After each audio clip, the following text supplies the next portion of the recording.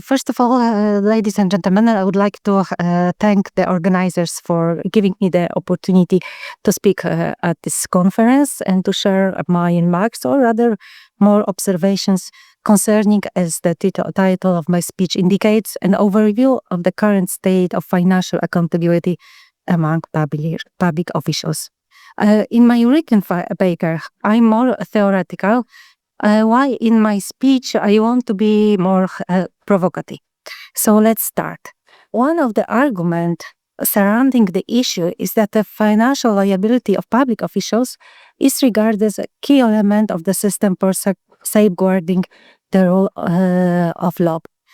In my speech, I would like to examine this claim to see to what extent it is indeed one of the strategic elements.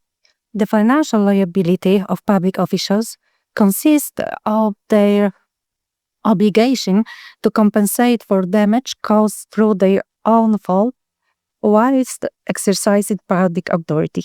Under Polish law, the financial liability of public officials for gross violations of the law whilst exercising public authority is a form of recourse liability. Firstly, I will... Sorry for interrupting you too. It consider and sitting here. I keep Okay. hot temper. It is, but maybe. Maybe I should... Yeah. Easy. Easy? That's... Okay. Firstly, I will briefly discuss the legal provisions related to the financial liability of public officials under the Act of 2011 on the financial liability of public officials for gross violation of the law. I will refer later briefly as 2011 Act. I will also refer to the available statistic data concerning public administration and its liability. However, the facts giving rise to the public officials' liability do not begin with the 2011 Act, but much earlier. I would link them to the issuance of a ruling or sometimes a judgment finding a gross violation of the law. A list of such cases is set out in Article 6 of 2011 Act, and the wording of the provision indicates that this is an exhaustive list.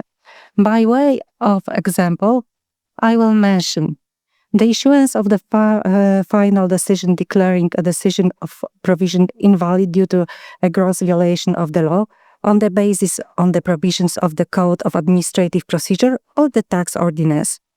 A finding of a gross violation of the law in connections with inaction or the protracted conduct of administrative proceedings, a finding of a lack of legal basis or a gross violation of the law, or the delivery of a final judgment pursuant to the Act on Proceedings before Administrative Courts, and others.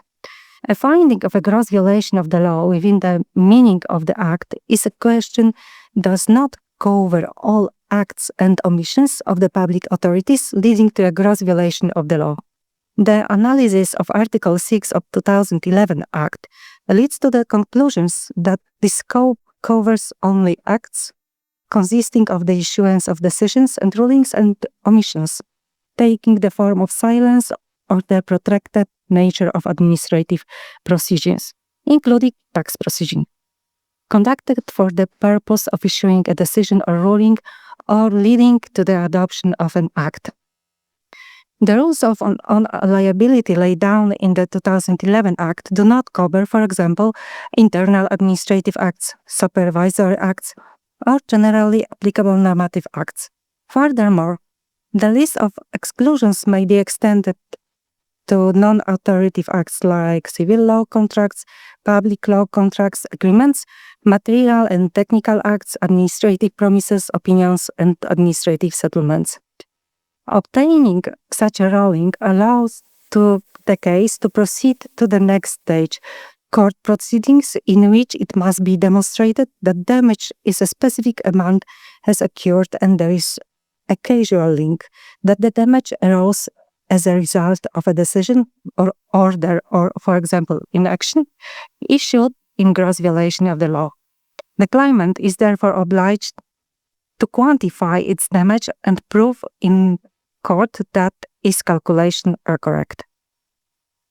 The stage concludes with the court delivering its judgment.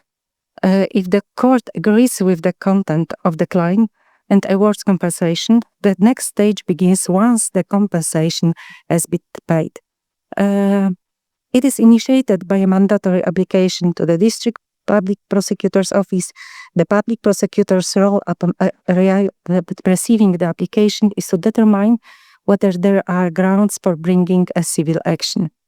Following the preliminary investigation, the prosecutor may take two courses of action. If he concludes that there are no grounds for holding the officer financially liable, he may refuse to bring an action. Alternatively, he may bring an action against a public official where the statutory conditions have been met and the official has failed to fulfill the obligation of their own accord. This is more general procedure that the 2011 Act regulates. Let's go to some observation. Legal scholars, but of course not only, frequently raise various objections intended to highlight the shortcomings of the solutions adopted in 2011 Acts. They point primarily to the theoretical nature of the Act, in the sense that in practice it is very rarely used. In my view, one of the fundamental problems hindering and understanding the model is the issue of the availability of statistical data quantifying the financial liability of civil servants. I'm referring to the lack of data at the initial stage, namely data on the number of cases involving gross violations of the law. The reports of the head of the civil service do not even contain a reference to the number of potential proceedings concerning an officer's financial liability. Some statistical data can be found from annual reports on the activities of District Public Prosecutor's Office, but this will only be a partial data. The National Public Prosecutor's Office has not included a section in its annual reports for cases concerning the financial liability of public officials, but only the general number of cases brought before the civil courts. From my perspective, these features are of no use as they are not detailed enough. Furthermore, the General Prosecutor's Office of the State Treasury publishes on its website the value of compensation paid by the State Treasurer to other entities.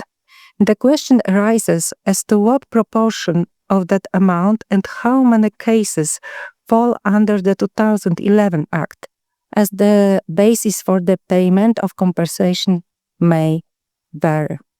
Some of this data can be obtained through access to public administrations, but from the perspective of the model of financial liability for officials, the key issue is the lack of data on the number of decision rulings which have been found to have been issued in gross violation of the law.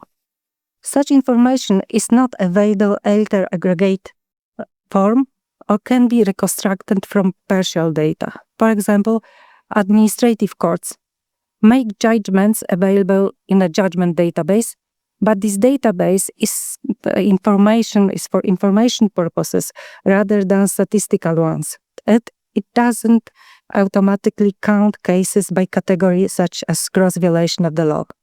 In this database, rulings can be searched for using keywords like gross violation of law, but the results are neither complete nor statistically verified. There is no guarantee that the rulings containing such a finding are properly tagged. There is no official filter for rulings finding a gross violation of the law.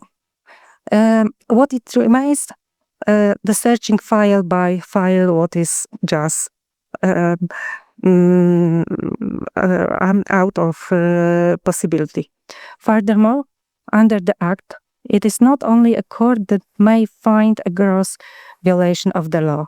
This may occur in a decision issued by a public authority. No one collects data on the number of such decisions. We have a lot of administrative authorities that may issue that decision. It would seem that in the era of high level of digitalization within the public administration, compiling and making such data available should not pose any major problems. From the perspective of establishing a public official's financial liability based on the premise of a gross breach of the law, this is a key piece of data. What is now, at least we know some knowledge, is that the cases of financial liability of public officials in Poland really do exist. These are, of course, isolated cases, and there is no platform. The data are now publicly available, and it's really difficult to look into them. It is also known, and I at least will take this position, that without a thorough assessment of the situation, of which statistical data is necessary, throughout, of course, not only element necessary, another is being the proper interpretation, a reliable analysis of the situation is not possible, and this is prerequisite for any potential proposals for change. The aim of the Act was to create a completely new, more effective mechanism for the state treasury or local government bodies to recover compensation paid to injured parties from public officials who, throughout their unlawful acts of omissions, led to decision being issued in gross violation of the law. Can it be argued that the model of financial liability set out in the 2011 Act determines that liability under it is applied only in exceptional cases? In other words, it is fault of the 2011 Act that it is used very rarely. Let me look again only when we have data available concerning the liability of the civil servants presented in the annual reports prepared by the head of the civil service. I'm talking about the liability covered by the Civil Service Act. Data on the liability of employees working in the local government and other state administrative bodies, once again, is not collected. One point is worth emphasizing. Disciplinary liability in the Civil Service Act is defined very broadly by reference, among other things, to the principle of ethics and the performance of civil service duties. What can be observed from this data? We know the number of preliminary investigations initiated in the government administration. In the period from 2020 to 2025, the fewest such investigations were initiated. In 2023, there were 274, and the most in 2021, 363. The next set of data concerns disciplinary proceedings initiated during this period. The highest number was initiated in 2024, 153, and the lowest in 2023 and 130. Now let's move on the penalties. The most commonly applied was a written reprimand. It is a penalty which, under the Civil Service Act, is imposed for minor breaches of duty.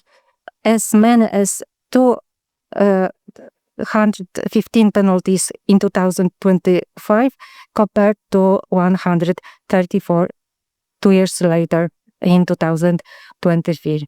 There is another piece of data available allowing us to calculate approximately the total number of penalties imposed on civil service employees. And as you can see, there aren't many penalties taken altogether. Let me remind you, during this period, we are talking about approximately 120,000 civil servants. This means that in 2025, there was one penalty for every 463 employees. In 2024, one penalty for 480 employees. And 1 year before, in 2023, one penalty for 682 employees, approximately. Is disciplinary action taken frequently? Given the grounds on which such action is taken, it can be concluded that it isn't. Of course, providing that I'm about to say would require in-depth research, but it can be concluded that in general, the provision on liability in the civil service are applied very sparingly, rarely. Saying not often is not enough. In summary, any changes to the grounds of liability, in my opinion, first require the compilation of statistical data concerning the entire process, both in stages and financial liability, starting, for example, with the number of rulings finding a gross violation of the law in the cases referred in Article 6 of 2011 Act. I would like to return to the point arised. Yes, I'm about to finish. The point arised at the beginning of my speech, namely the financial accountability of public officials, which is regarded in the literature as a key element of the system for safeguarding the rule of law. If you were indeed to assess the rule of law based on the financial accountability of officials, then, based on what I have said today, we could reach two conclusions. Either our public administration functions so well that the provisions of the 2011 Act simply do not need to be applied, or, which I consider more likely, there is something wrong with the Act with this premise. Maybe it is not a key element of the system. And thank you for your attention.